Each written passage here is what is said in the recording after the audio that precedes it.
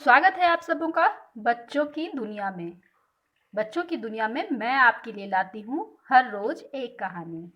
एक ऐसी कहानी जो मन को तो भाती ही है, एक नई सीख भी दे जाती है। तो चलिए सुनते हैं।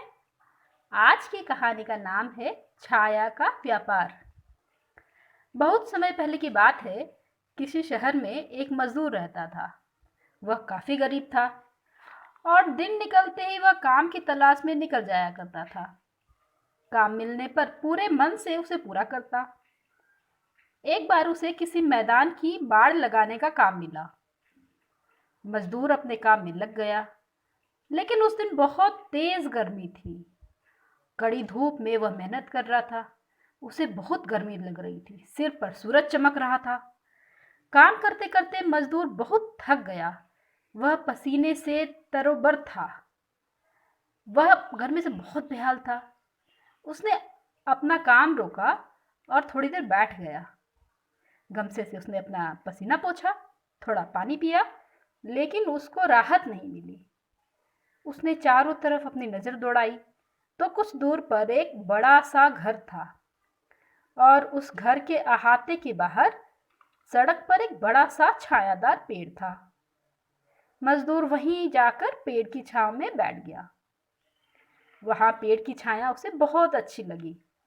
ठंडी ठंडी हवाएं उसके दिल को सुकून दे रही थी। वह वहीं लेट गया और सो गया। उसने देखा कि वह सपने में देखा कि एक बहुत बड़े आरामदायक बिस्तर पर सो रहा है। उसे बहुत अच्छा लग रहा था। तभी अचानक तेज आवाज से उसकी आंख खुली। उसने देखा कि उस घर का मालिक निकलकर उसे डांट रहा है। उस आदमी ने बहुत अच्छे कीमती महंगे वस्त्र पहन रखे थे और उसने डांटते हुए मजदूर से कहा, तुम यहाँ चोरी छिपे मेरी छाया में क्यों सोए हो? मेरी छाया? मजदूर ने कहा, आपकी छाया? मैं तो इस पेड़ की छाया में सोया हूँ और ये तो पेड़ तो सबका है ना।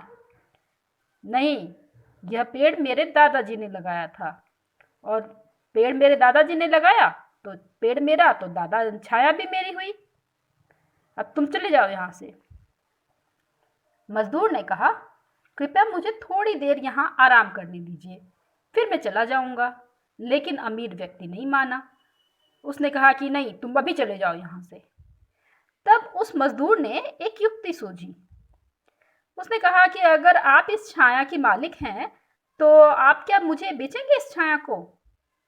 वो अमीर आदमी हंसने लगा। उसने सोचा, ये कितना मूर्ख है, यह तो पेड़ की छाया खरीद सकता है। वो उसने मजदूर की तरफ देखकर कहा, हाँ हाँ बिल्कुल, मुझे सिर्फ 3 सिक्के दे दो सोने के और यह निर्मल स्फूर्तिदायक छाया तुम्हारी। मजदूर ने कहा, मुझे स्वीकार है, और उसने अपने जेब से निकालकर 3 सोने के सिक्के धनी आदमी को दे दिए। धनी आदमी हंसता हुआ वहां से चला गया और मजदूर उस छाया में लेट गया। जैसे जैसे दिन बीतता जा रहा था, पेड़ की छाया लंबी होती जा रही थी। वह घास के ऊपर से होते हुए पगडंडी तक आई। फिर छाया घर के फाटक को पार कर गई और अहाते में चली गई। और युवक भी, जो मजदूर था, वो भी छाया के साथ साथ आगे बढ़ता बढ़ता उस आदमी के घर के अहाते में जाके लेट गया। गुस्से से भरा हुआ आदमी बाहर आया। मेरे बाहर अहाते से बाहर निकल जाओ, यहाँ क्या कर रहे हो? मजदूर ने कहा, मैं तो बस अपनी छाया में लेटा हूं।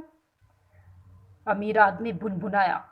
उसने आंखें तरेरी, लेकिन फिर वो वापस चला गया। थोड़ी देर बाद छाया और सरकती हुई धनी आदमी के बरामदे में आ गई। युवक भी, जो मजदूर था, वो भी आकर वहां बरामदे में लेट गया। फिर बरामदे की खिड़कियों से होती हुई छाया घर के अंदर चली गई। मजदूर ने दरवाजा खोला और घर के भीतर आ गया। अब अमीर आदमी ने कहा, यहां से बाहर निकलो, यह मेरा घर है। मजदूर ने कहा, लेकिन यह मेरी छाया है।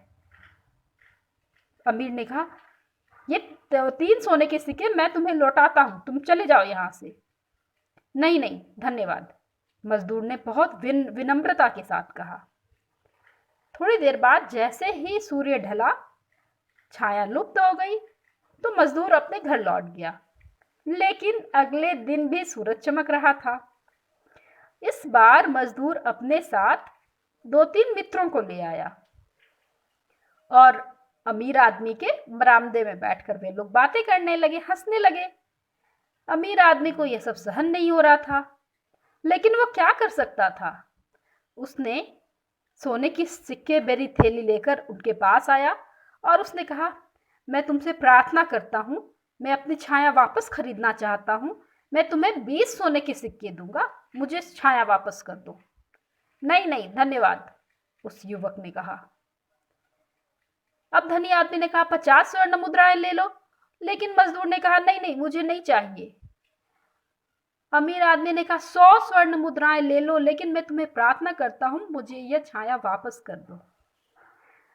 अब मजदूर ने 100 स्वर्ण मुद्राएं ले ली और चुपचाप वहां से बाहर निकल गया और फिर कभी लौट के वहां नहीं आया।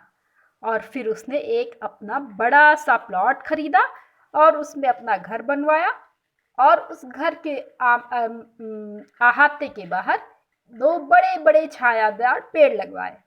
लेकिन वो किसी को भी वहां पेड़ के नीचे बैठने के लिए जरा भी मना नहीं करता था, क्योंकि वो विनम्र था। तो बच्चों, कहानी तो यहाँ खत्म हो गई और कहानी हमें ये सीख दे गई कि कभी भी हमें नाजायज़ तरीके से, अनैतिक तरीके से धन कमाने की सोचना नहीं चाहिए और परोपकार करने से कभी पीछे नहीं रहना चाहिए। तो बच्चों, कैसे लगे आपको ये कहानी मुझे कमेंट करके ज़रूर बताइएगा। और अगर आपको ये कहानी अच्छी लगी तो इसे शेयर और लाइक ज़रूर कीजिएगा। तो फिर मिलते हैं कल दूसरी कहानी के साथ।